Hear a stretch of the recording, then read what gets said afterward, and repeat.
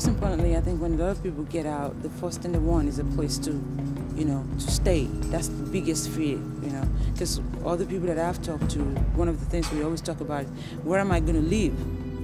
Without housing, how are you going to take care of your health? Exactly. How are you going to, try to get your children back? How are you going to reestablish connections with your family if you don't have some place to call home? And being able to build a relationship with someone while they're in an institution lets them know that we are aware of where they are, what they've experienced, what that's all about.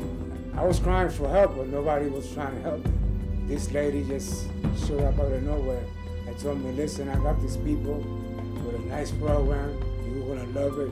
I mean, you just gotta give them a chance.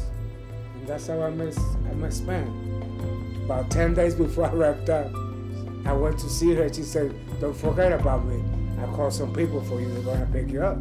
So step one, it's not acceptable for people to leave to homelessness.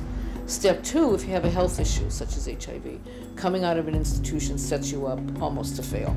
The other day, for a split second, I had this sick thought of, wishing that I was back in jail because I didn't have them responsibilities. You know what I mean?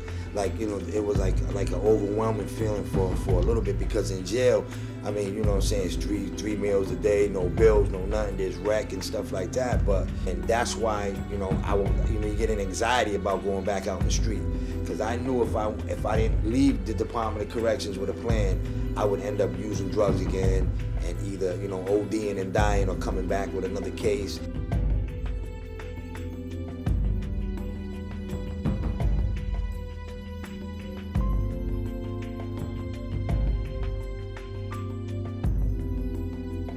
If you provide good treatment, you can reduce reincarceration by 20%. If you add to that another 20% by way of providing safe, clean, affordable housing, you reduce reincarceration by another 20%. If you provide a job, you're reducing reincarceration by another 20%. Now you add all of that up, that's 60% better. 60% better than what you would have had if you didn't have any of those resources. They make me feel like a person, like I belong somewhere. That's a feeling that's horrible for a person, that they don't belong anywhere. So immediately when I came to the door, they welcomed me with open arms, as if we was family. Right now, my major goal is to seek gainful employment, that way I can support myself, on my own. Second thing I would like to do is get my own apartment.